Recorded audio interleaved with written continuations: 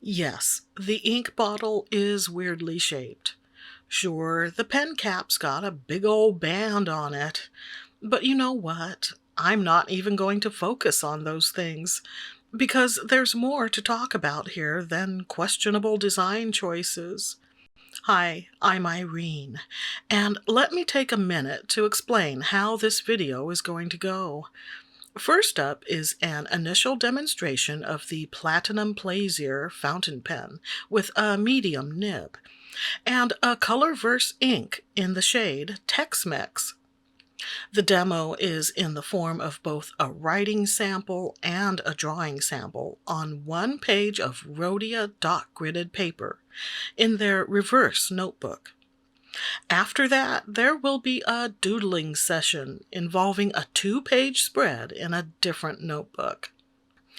This Platinum Plaisir did not come with an ink converter, but it did come with an ink cartridge.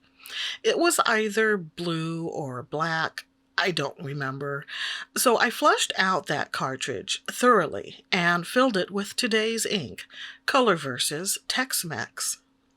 This ink was donated by Sarah from Sarah Bailey Arts, and to be honest, I wasn't expecting to like it as much as I do. When it comes to colors, like most people, I have my go-tos, and it can take some pushing to get me out of a familiar groove. I have to admit, though, it's really grown on me. For one thing, I loved the whole process of this video, from the writing and drawing samples to the doodle spread. For another, I've since written multiple pages of notes with this pen and ink combination, and it's one of my current favorites. On the subject of shapes, the other day I was making some biscuits. Well, I was using a mix. Bisquick or Crusties, I don't recall which brand. It was going to be drop biscuits, I know that. But at the last moment, I changed my mind and sort of shaped them into discs with my hands. Yeah, breaking out the rolling pin wasn't happening. The point is, they turned out fine. I didn't need the dough, so the end result wasn't tough. Plus, the biscuits didn't have that hard, jagged exterior that results from the dough drop process. It's just scooping with a spoon, but when you drop it from the spoon, the dough sticks, releasing unevenly. That's why it creates such a prickly surface. That's due to drop biscuit dough having more liquid, thus being stickier. Now, normally, I'm up for a good drop biscuit, especially if it's cheesy, garlicky, and buttery. You know, like the ones made famous by Red Lobster. But sometimes I'm not up for that kind of excitement. Also, I was pairing the biscuits with country gravy, and smooth tops work best for that. So I dusted the sticky dough with extra mix before shaping. That was a lot of talk about biscuits, and I don't even recall what I was trying to say. Something regarding how shapes can seem unimportant, but they actually do make a difference. Maybe? Look, it's not even noon yet. I'm ill-prepared and simply haven't had enough coffee for this. It's been almost a couple of weeks since my last video, and I could claim I was acting in solidarity with the WGA striking writers. And in spirit, that's true. But not being a professional writer, my real reasons have more to do with sheer procrastination. Well, that and a case of creative block. Nothing a can of coffee and a bag of caramels can't fix. Speaking of not being a professional writer, isn't it said that those who can, do. Those who can't, criticize? Well, here comes criticism, because this is a longer than average video, and I need to fill some runtime. Look, I've read some bad books. I've even enjoyed some bad books. But the one book that I spent several weeks forcing myself to finish only to have me scratching my head over how it ever passed an editor, let alone going on to become a best-selling novel, was Dan Brown's The Da Vinci Code. And I'm not even talking about the controversial religious stuff. No, I'm referring to the slew of factual errors and the mediocre at best writing. When you have to signify a tense moment with "outside the wind howled in the trees," I'm sitting there wondering, why? Another example is when a scholarly character is presenting a whole lot of exposition. The author interrupts with, get this, he paused. Not he lowered his glasses or he puffed his pipe or anything at all, but he paused. It just chaps my hide because brown is one of my favorite colors. And to think, he probably made a buttload of money from that book, not to mention the subsequent movie rights.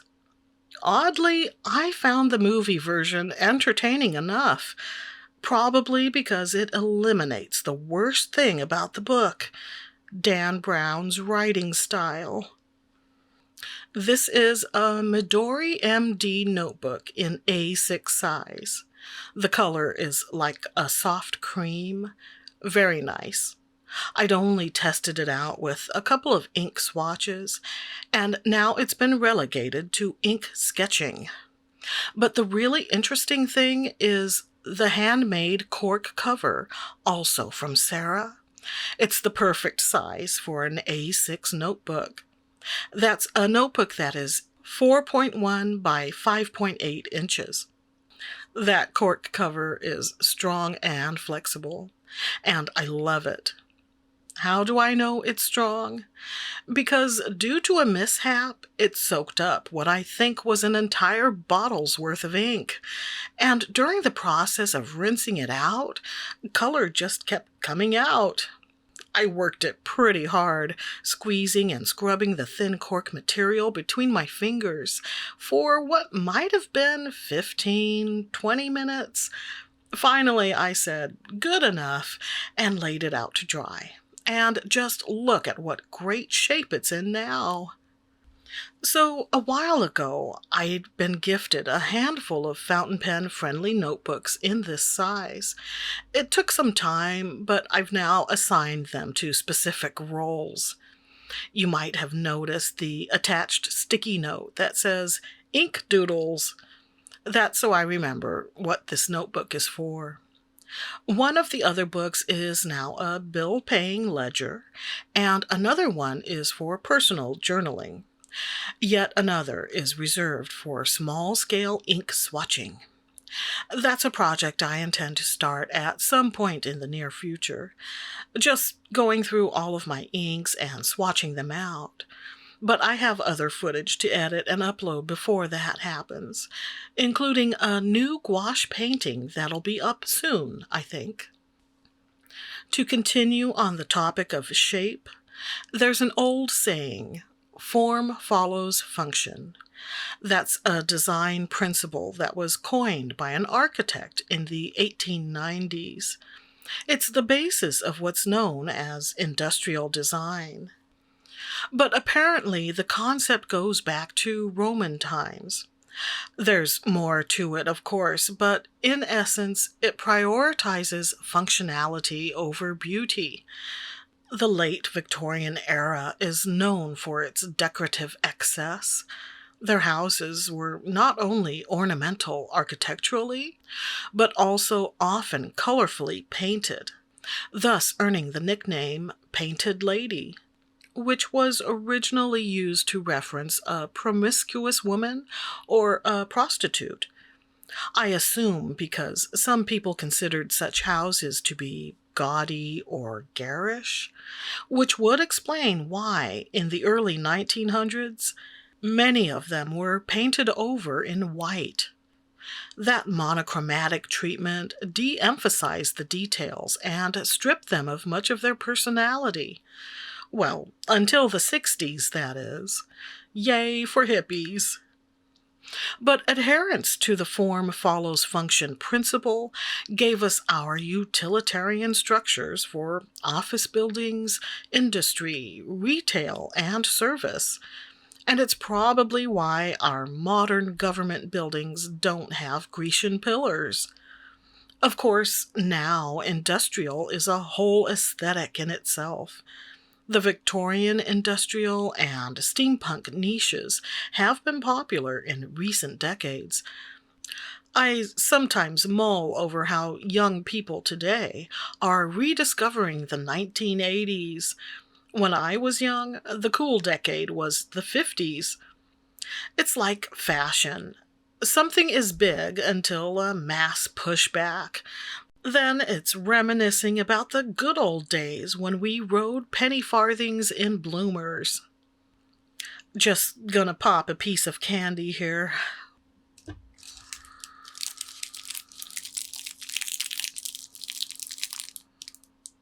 While I'm recharging, enjoy some pleasantly innocuous music. Back in 2 minutes.